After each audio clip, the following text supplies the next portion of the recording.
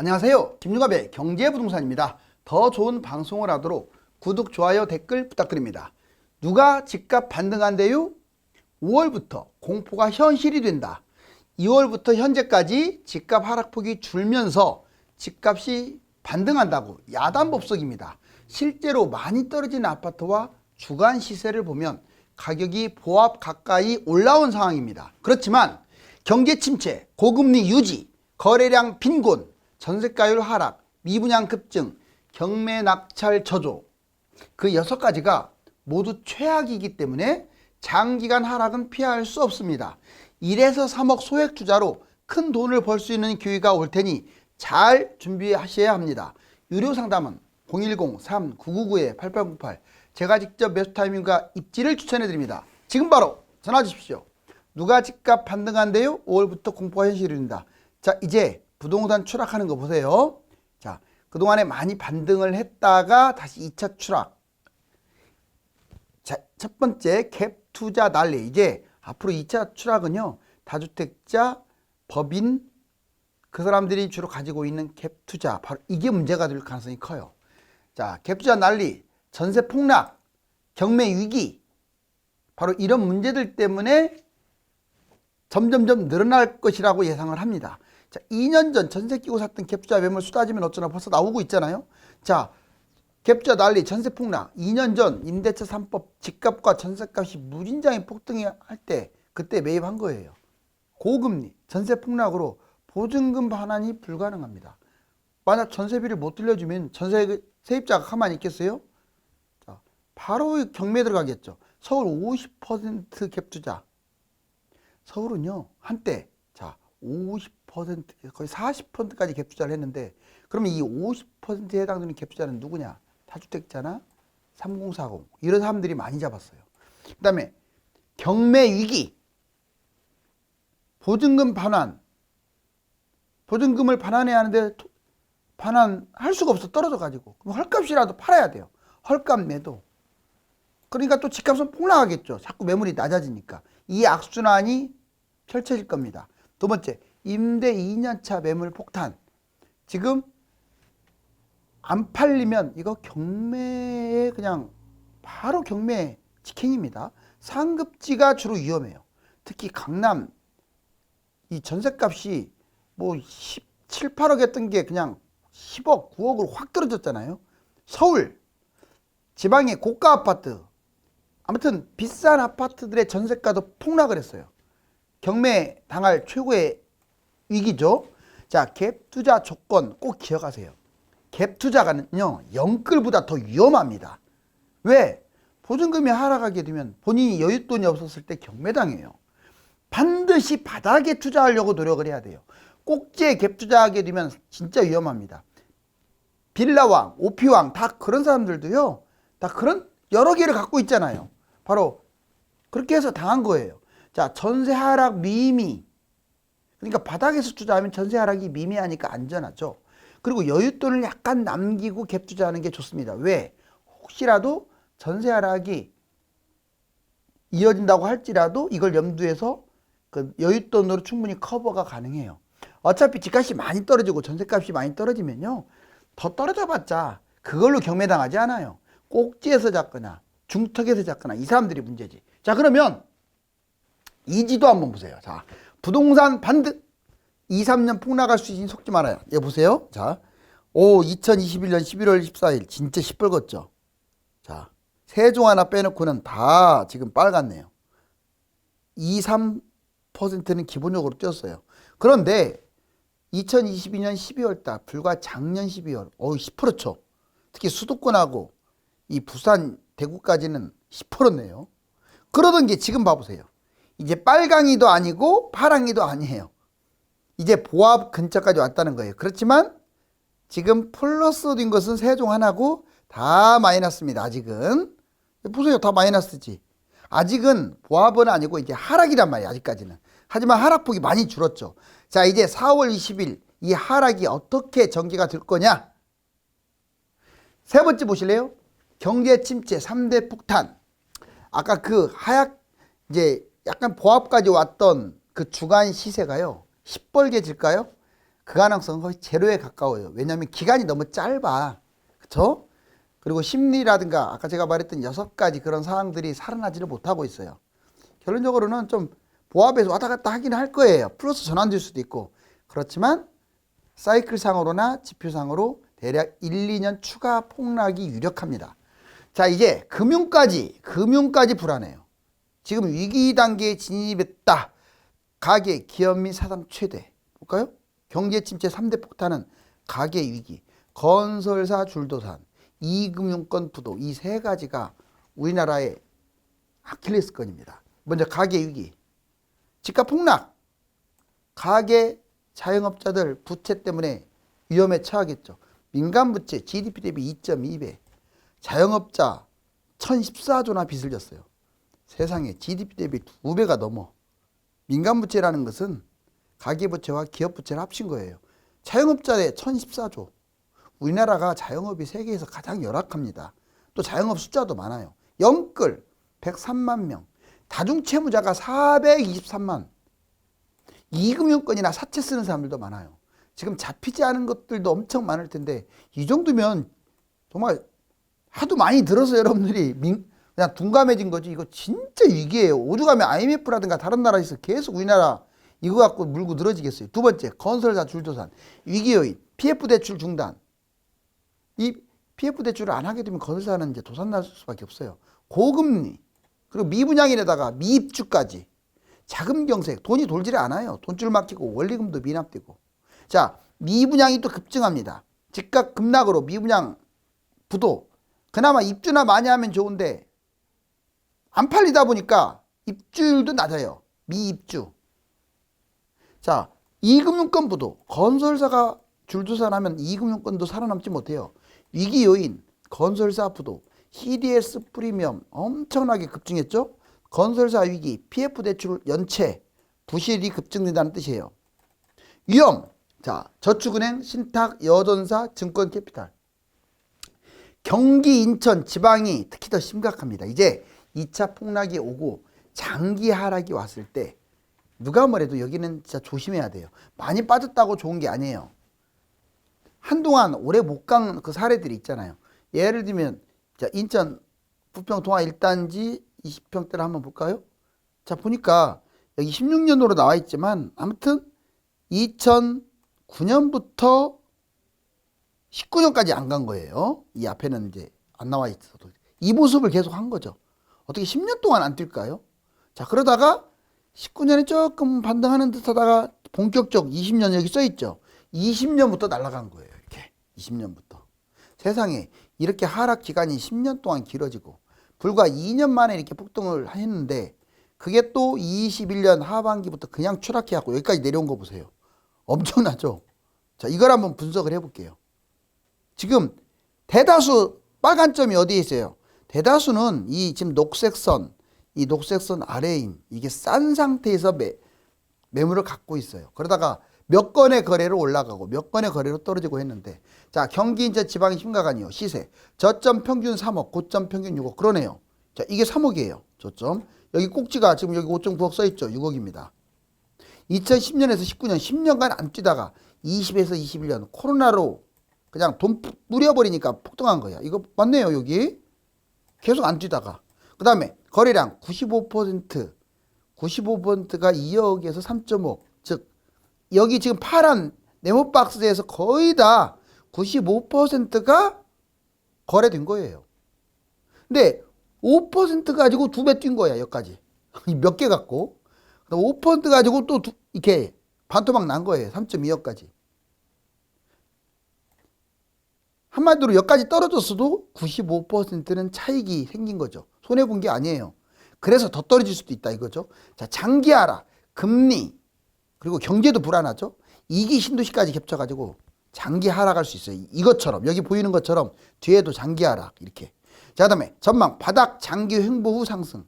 이렇게 오랫동안 횡보한 다음에 언젠가 올라가겠죠. 그런데 코로나가 터지지 않는 한은 이렇게 또 많이 간다는 보장도 없어요. 그리고 변수 상승 시기에 GTX 호재가 좀 반영이 여기 GTX 근처니까 반영이 된다면 좀 더 뛰길 수도 있겠죠. 핵심 경기 인천 지방 아파트 80% 이상은 예와하고 똑같아요. 놀라지 마세요. 경기 인천 지방은 80%가 이 짝이에요. 지금 떨어지는 것도 미친 듯이 떨어지잖아요. 그리고 오랫동안 못 뛰었잖아요.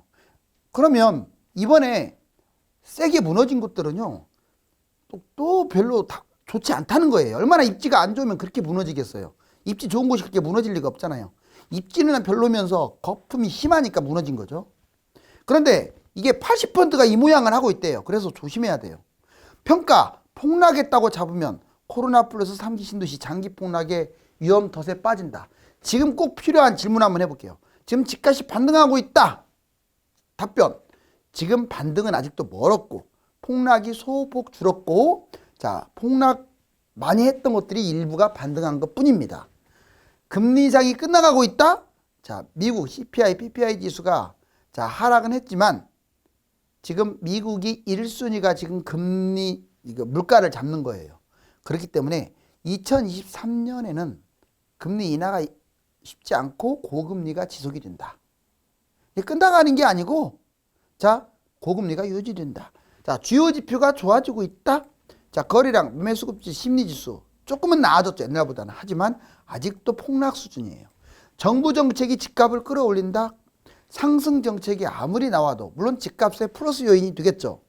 1, 2년 계속 올라가 버리잖아요. 상승장에 더 집값 막으려고 정책이 내놔도 계속 올라가요. 마찬가지로 하락 정책도 처음에는 효과를 보는 듯 하지만 결국 1, 2년 더 추가 하락을 할 확률이 높다. 자, 월세는 매수 대기, 전세 하락과는 별개다. 뭔 말이냐? 매매와 전세가가 지금 동시에 폭락을 하고 있죠. 자, 장기간 하락하고 있어서 갭 투자가 줄어들고 있어요. 갭 투자가 줄어든다는 것은 투자자가 줄기 때문에 집값이 안 뛴다. 자, 여러분들이 지금 갖고 있는 이 의문점에 대한 질문, 답변입니다. 이제 집값 6가지가 해소돼야 오른다. 이거 진짜 중요해요. 이 6가지에 관심을 가지세요. 이게 해소되지 않으면 절대 집값은 상승하지 않습니다. 물론 잠깐 일시적으로 반등할 수는 있어요. 볼까요? 기준금리가 인하가 돼야 돼요. 그 인하되고도 약 2, 3% 수준으로 내려와야 돼요. 예전에 2010년부터 13년까지 금리가 내려간다고 하더라도 집값이 올라간 게 아니라 더 추락했어요. 왜? 경기 침체 때문에. 2%까지 내려와야 뭐 집값이 뛰든지 말든지 하지, 기준금리 내려갔다고 해서 바로 뛰는 게 아니에요. 경기 회복 지금 이게 중요한 거예요. 경기가. 그래서 성장률, 무역, 소비, 투자 이런 것들이 살아나야 장기 하락을 안 해요. 근데 이렇게 되게 되면 장기 하락할 확률이 커요. 서울 거래 5천건까지 와야 돼요. 지금 3개월 연속 5천이 지속돼야 하는데 지금 2,000건이 2번 왔죠. 2월, 3월. 아직은 멀었어요. 해외 시세가 올라갑니다. 미국, 캐나다, 호주, 뉴질랜드, 스칸디나비아 반도 3국, 영국, 유럽 일부. 얘들이 뛰어줘야 돼. 연동을 해. 연동. 거의 쌍둥이처럼 20년 동안 같이 갔어요. 우리나라만 덜렁 갈 리가 없어요. 전세가율 상승, 서울 55에서 60% 회복. 자, 지금 50%밖에 안 돼요. 서울이. 55나 60까지는 올라와줘야 하고 미분양도 감소돼야 돼요. 미분양 5만. 자, 이제 사이클 추세선을 볼까요? 2026년 그때라도 해야 올라간대요. 여기 보시면 올라갔다 떨어졌다 하면서 이 빨간 사이클 보이시죠? 부동산 시세. 자, 그런데 이 파란 박스 이렇게 길게 하락을 했어요. 왜 이렇게 길게 하락했냐? 91년, 98년에 7년 동안 안 올랐는데 일본발하고 일기 신도시. 자, 이때는 2007년에서 2013년 6년 동안 미국발 금융위기에다가 2기 신도시. 자, 이때는 뭐냐? 코로나하고 3기 신도시가 합쳐지면, 물량폭탄이 합쳐지면 대략은 4년으로 예상을 해요. 이거는 여기는 팩트고 여기는 예측인데, 자, 그렇게 되면 언제부터 뛰느냐? 자, 이때는 99년에 뛰었습니다. 이때는 2014년부터 올랐습니다. 그럼 지금은 2026년이나 돼서 올라갈 것이다 라고 예측을 해요. 최근에 반등한 것들 현재 여기인데 왔다 갔다 하다가 추세선은 보세요. 우상향 하는 건 맞네요. 보라색 추세선. 이제 폭락장의 떼돈벌기. 자, 지역 성향. 강남은요. 자, 보세요. 지역은 무조건 입지가 좋은 곳일수록 많이 뛰고 그 돈만 있다면 그곳으로 가세요. 강남은 25억짜리가 15억으로 떨어졌다가 40억으로 갑니다. 진짜 많이 뛰죠. 서울은 13억짜리가 7억으로 내려왔다가 20억까지 뛰어요. 경기도, 서울하고 강남은 신고가 찍고 많이 뜁니다. 경기도는 7억이 4억 됐다가 신고가를 찍는 게 아니라 제자리. 왜? 아까 10년 동안 안 뛰었다고도 얘기했는데 이 신도시 때문에 그래요. 너무 많아요. 지방 4.5억이 2.5, 이건 4.5 회복도 못하고 4억. 지역 간 차별화가 심화될 겁니다. 그럼 투자 성향도 볼까요? 3억이 있다. 자, 거주를 한다. 그러면 5억이 3억으로 떨어진 거 잡을 거 아니에요. 그러면 7억. 자, 서울에 투자할 경우 4억 번해요. 그런데 빚을 얹었어. 자, 8억이 5억. 2억 빚 냈네요. 3억을 내가 갖고 있으니까 이게. 그러면 11억까지 가요. 자, 4억밖에 안 뛸게. 우리 얼마까지 뛰었어요? 자, 많이 뛰죠? 거의 6억이 뛰었네요. 그 다음에 갭 투자. 이번에는 전세 끼고 할 때는 거의 50% 빚내는 거나 이상을 빚내는 거나 똑같아요. 자, 12억이 7억으로 빠지면 3억 갖고 7억 투자하고 17억까지 가네요. 10억이 뛰었네요. 자, 빚과 갭을 잘 활용하세요. 가장 좋은 게 갭, 그 다음에 빚. 그냥 실거주가 제일 안 좋아요. 자, 유형 성향 3억. 자, 이제 뭘 잡느냐. 아파트는 12억이 7억 갔다가 17억으로 가는 게 코스인데 나홀로 아파트는 9억이 7억에서 12억. 아유, 50%로 확 줄어버리죠. 5억으로. 단독도 9억, 7억, 12억. 자, 5억으로 확 줄어들었습니다. 빌라 8억, 7억, 9억. 겨우 2억 뛰어요. 빌라는. 빌라는 진짜 망한다고 보시면 돼요. 망한다고. 재개발도 망한다고 보셔야 돼요. 자, 아파트 매입이 꼭 필요하다. 이번에는 매입 성향에 따라서 특급 금매, 평범 금매, 특급 분양, 평범 분양. 자, 12억, 7억, 17억. 특급 금액은 무려 10억이나 버네요. 자, 평범한 금매 8억이 5억 떨어졌다가 11억. 이거 서울이라는 조건으로 그래도 한 6억은 가요. 자, 그런데 특급 분양 7억이 14억. 보통 분양가 더블 가니까 7억 벌었네요. 근데 평범한 곳 분양은 7억이 10억, 3억을 법니다. 폭락장 금매가 왜 중요한지를 알아요. 자, 이제 서울 소액 투자로 떼돈 벌기. 자, 1억 서울 소액 투자 1억 갖고 21년 5억이었다. 그럼 23년 말에 3억으로 내려왔을 거 아니에요. 이 3억은 1억 갖고 갭 투자할 수 있어요. 그러면 28년에 7억 가니까 투자 수익률은 4억. 4억 올라갔네요. 자, 재개발이나 아파트 아닌 것들을 잡으면 1억밖에 안 뛰어요. 4억 벌 걸 1억 번다 이거죠. 지역은 서울 외곽 대단지 구축을 이 금액으로 1억으로 잡을 수 있어요. 10평대 잡을 수 있다는 거죠. 2억. 자, 21년 8억이었던 게 23년 말 현재 5억입니다. 자, 그리고 아직은 말은 아니니까 한 5.5 이런 식으로 하겠죠. 그럼 이제 2억이면 5억 투자할 수 있어요. 그럼 28년에 12억까지 갈 가능성이 높겠죠. 그럼 투자 수익률 7억이에요. 재개발 비아파트는 플러스 2억밖에 못 먹어요. 그러니까 이런 거 하지 말라고요. 지역 서울 외곽 대단지 20에서 34평까지 골라서 잡을 수 있죠. 자, 이제 3억이면 얼마나 큰 돈이냐. 21년 11억 같은 게 23년 말 자 6억까지 내려와. 그러면 3억으로 갭 투자 가능하잖아요. 자, 28년 17억까지 뛸 가능성이 높고 투자 수익률은 무려 11억이에요. 자, 재개발 비아파트는 플러스 3억밖에 안 뛰어요. 많이 뛰어봤자 게임이 안 되죠. 물론 재개발도 속도가 운 좋게 빨라지면 많이 올라가는데 속도가 빨라져도 갭 투자를 못 이겨요. 자, 지역 서울 외곽 한강변 대단지 구축 무려 20평대. 한강변이 20평대고 서울 외곽은 30평대. 자, 이제 지금 매입은 초보자들이 하고 있어요. 비록 매입을 좀 해가지고 거의 반등까지 왔지만 그렇다고 해서 대세 상승이 아니다. 자, 2030 실거주 생애초초 보세요. 지금 매입 초보자들이에요. 특정 지역 선호합니다. 2030은 직장이라든가 학군, 새집, 실거주. 뭐 투자라는 개념은 찾아볼 수가 없어요. 이러니 아무거나 잡는 거예요. 영끌 매입, 내 집 마련, 연봉 믿고 그냥 무한정 대출. 내 집 마련에 목적을 두는 거예요. 상투장에도 그러니까 매입도 마다하지 않습니다. 경험이 부족하고 폭등락도 무시해요. 이러니까 파산당하는 거예요. 젊은 층들이. 실거주도 그게 좋은 말은 아닙니다. 자, 자신 중심으로 부동산 모든 환경을 나한테 맞춰요. 왜? 내가 실거주 하니까. 거주 중심은요, 내 집 마련의 타이밍, 입지 신경 안 써요. 그리고 위험에 노출, 외곽을 잡을 수도 있고 아파트 아닌 걸 잡을 수도 있고 나홀로를 잡을 수도 있고 지나가다가 그냥 이상한 오피스텔 분양 잡을 수도 있고 이러면 망하는 거죠. 실거주라는 말은요, 여러분들 꿀과 같은 존재예요. 자, 생애 최초. 자, 경험 부족. 돈에 맞춰서 매입하는 게 목적. 생애 최초로 잡다 보니까 연령이 있어도 모릅니다. 부동산에 대해서. 특급 청약. 그냥 최고로 좋은 데만 노리다가 다 놓쳐요. 유혹에 약합니다. 자, 영업사원이나 유튜브들이 여기 좋다고, 특히 유튜브 하는 사람들 빌라 팔아먹거나 뭐 오피스텔 좋다고 하는 사람들은 다 하나같이 약장사 한다고 생각하세요. 그런 사람들은 전문가가 아니에요. 자, 지금 레이더가 빙빙 돌고 있습니다. 지금은 어떨까요? 부동산 사이클은 최소한의 상승과 하락 기간과 폭을 알 수 있는 중요한 요소이기 때문에 반드시 점검해야 합니다. 지금부터 2차 폭락이나 장기 횡보 이후 바닥 시점을 잡아야 합니다. 감사합니다.